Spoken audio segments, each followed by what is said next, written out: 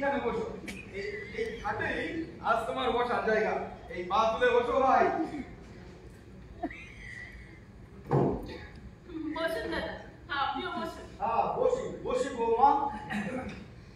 খুব ভালো লাগছে বুঝলি তাপস, এই নিয়ে খাটটাই আমি গণবিভাগের পৌরোহিত্য করলাম।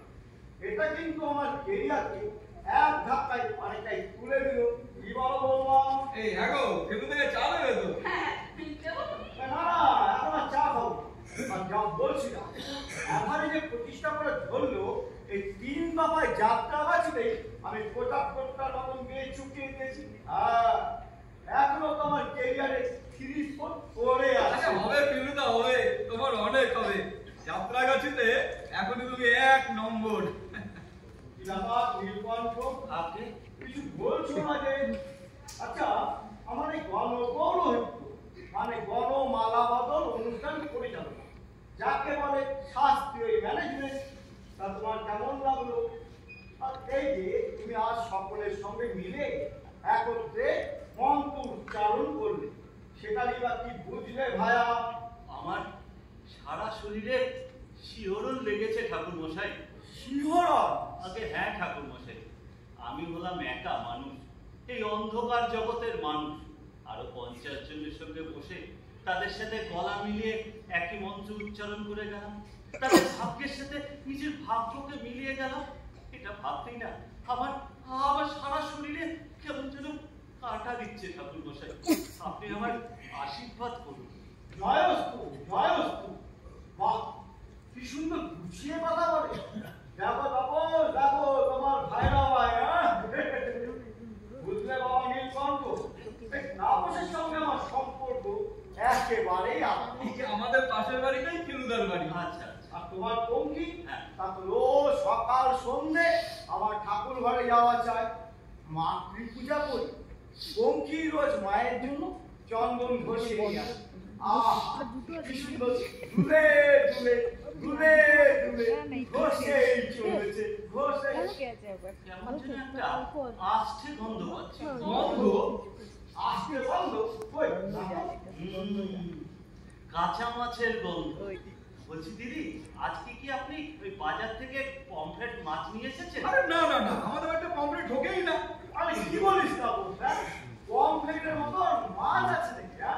আরে আজই তো আমার বাড়িতে পমফ্রেট এসেছে। ব্যাস, তাহলে আর দেখতে হবে না। ওটা হলো ওই বেড়ালের কম, সোজা রান্নাঘর থেকে তুলে নিয়ে এসেছে। সে কি তার শ্বশুর বাড়ির লোকজন আসবে কি রাখলাম? আচ্ছা, একবার একটু এই খাটের নিচটা দেখুন না। খাটের নিচে? হ্যাঁ, দেখুন দেখুন। কই? ভালো করে দেখুন, ভালো করে। দাঁড়াও, দেখছি। পেলেন? কিছু পেলেন? পমফ্রেটে? আরে এই তো আমাদের সেই বড় পমফ্রেটটা।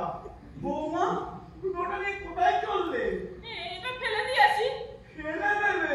বেড়ালে মুখ দিয়েছে, আর কি করবে ফেলুদা? ও, তা দাও, ফেলেই দাও। কিন্তু জামাই, এই লকটা উপরে বসে তুমি কি করে টের পেলে যে নিচে পমফ্রেট? পাচ্ছি গন্ধ আমি পমফ্রেটের। সেটা ভেটকির গন্ধ বলে কি করে বলুন তো ঠাকুর মশাই?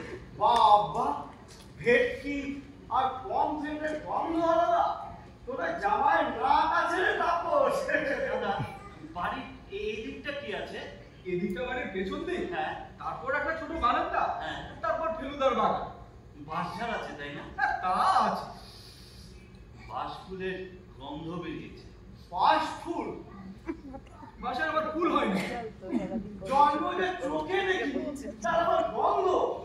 অনেক কিছু চোখে দেখা যায় না ঠাকুর মশাই, এই নাকে সুখে নিতে হয়। এই যেমন আপনারা দেখতে পাচ্ছেন না, কয়েকটা ভেড়ি ইঁদুর আর একটা ফুটকো শিয়াল বাঁশ ফুলের গন্ধে বাঁশ ঝাড়ের মধ্যে গুটি গুটি পায়ে ঘুরে বেড়াচ্ছে।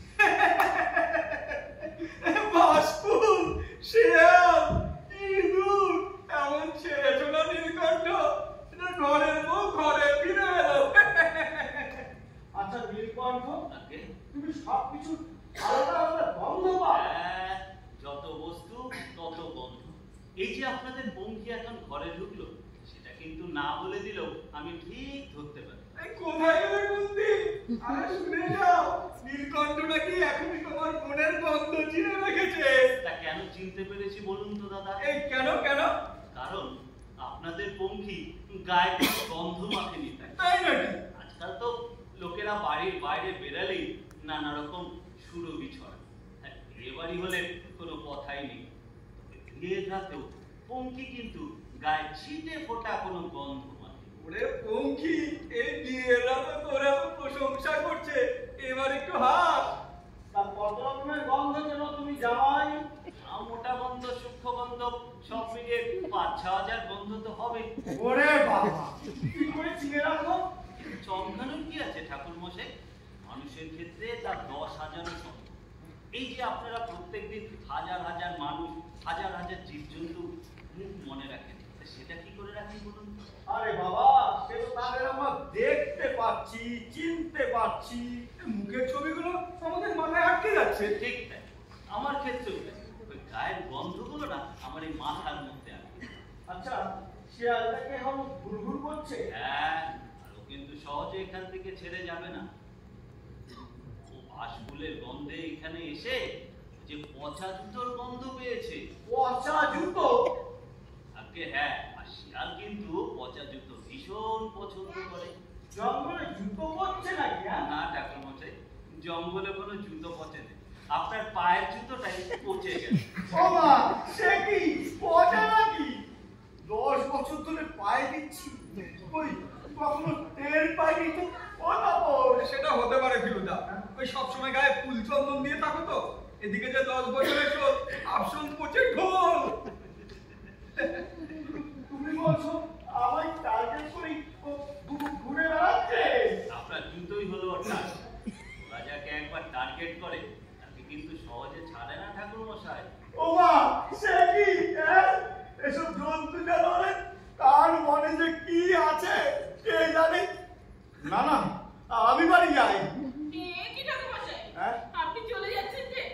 আর শুভ দিনে গরমের ঘরে একটু মিষ্টি মুখ করবেন তো? না না, এখন আর খাওয়া দাওয়া না। আর কত খাবো? হ্যাঁ, এই তো কিছুক্ষণ আগে সমিতি বাড়িতে বিয়ের ভোজ ভাত পেরে খেয়ে এলাম। একটা হোমিওপ্যাথি ওষুধের জায়গা বলে নেই, বুঝলে? আমি আজ যাই।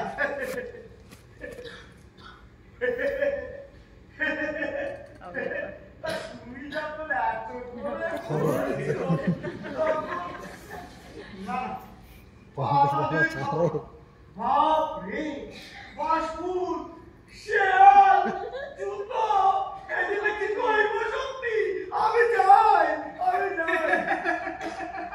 কি খেলটা দেখা যায় নীলকণ্ঠ, চোখের ডুব ফেলুদা কিনা মিষ্টি ছেড়ে পালালো। তুমি যে এত বসে বসে গল্প করছো, ডিউটি যাবে না নাকি? আরে হ্যাঁ, তাই তো। এই নীলকণ্ঠ আমার ডিউটি ভুলিয়ে দিয়েছে কুন্তি। ও দাদা, আপনার কি এখন নাইট ডিউটি চলছে? ও 12 মাসই চলে। 12 মাস 365 দিন ওই নয় ছবিতে রাত জাগা। এই অনেকগুলো ভেরি নিয়ে একটা কোঅপারেটিভ, বুঝলে ভাই নীলকণ্ঠ? একটা না 3 বছর ডিউটি দিতে পারলে কোঅপারেটিভের ফুল মেম্বারশিপ করে নেবে। তারপর আর রাত জেগে পাহারাদারি করতে হবে। সেও এখনো টানা 6 মাস করতে হবে। একা একা কি বাড়িতে থাকা যায়? এই আর তো মাত্র কটা 6 মাস, একটু কষ্ট শিখতে চালিয়ে নাও, তারপর তো আর পাচ্ছই। এই একটা কথা বলি নীলকণ্ঠ, এই আমি যখন ভাই তোমায় দেখতে গিয়েছিলাম, তোমার এই আশ্চর্য ক্ষমতার কথা কিন্তু তুমি আমায় বলোনি। না না দাদা, এ আর কি এমন আশ্চর্য? কেউ চোখে দেখে মনে রাখে, কেউ বা কানে শুনে, আর কেউ নাকে শুনে। এই আমার মাথায় একটা প্ল্যান এসেছে। এই প্ল্যানটা তোমাকে নিয়ে একটু মাথা খাটাতে পারলে আমরা দু ভাইরা ভাই লাখপতি হয়ে উঠতে পারি। এই কাল ডিউটি থেকে ফিরে এসে বলবো, আমি এখন আসি গো কুন্তি। সাবধানে যেও। দিদি, হ্যাঁ? কাল সকাল 9টায় কিন্তু আমাদের যাত্রা। হ্যাঁ হ্যাঁ, ও সকাল সকালে ফিরে আসবে। আচ্ছা তুমি এখন বলো দেখি, কাল সকালে তুমি কি খেয়ে যাবে এখান থেকে? যা চাইবো তা দিতে পারবেন তো দিদি? সাত সকালে পোলাও খাইয়াছেও না, সেটা কেন দিতে পারো? না না না, ওসব সস্তা খাবার আমার আবার একদম রোচে না। আমাকে দিতে হবে লাল চালের গরম ফেনা ভাত, কাঁঠাল বিচি ভাতে, কুচো চিংড়ি ভাজা, আর ওই 1 চামচ গা ভাত। ওরে মা, এ আবার এমন কি? এখনই তোমায় দিতে পারি। দিন হবে। লাল চালের গরম ফেরা ভাত, হ্যাঁ কাঁঠাল বিচি ভাত, হ্যাঁ কুচো চিংড়ি ভাজা, আর একটু যেন কি গাওয়া হ্যাঁ 1 চামচ গাওয়া ঘি। এই নাও। সকাল অবধি কিন্তু অপেক্ষা করতে হলো না, এক্ষুনি সব পেয়ে গেলে। আমি যাই। ভয় পেলে ডাকিস রে পক্ষী, আমি দেখে থাকবো। ও পঙ্খী, তুমি নাকি দেখতে খুব সুন্দর, তাই ঘটক পুকুরের সুশান্ত তোমাকে বিয়ে করতে চেয়েছিল, কিন্তু তাপসদা রাজি হয়নি বলে তুমি খুব কান্নাকাটি করছিলে। কে বললে? বারে যারে তুমি প্রাণের কথা বলো, যার ঠাকুর ঘরে দুলে দুলে তুমি চন্দন ঘষো, ও এই না, ওই সুশান্ত 1 বছরের সময় চেয়েছিল।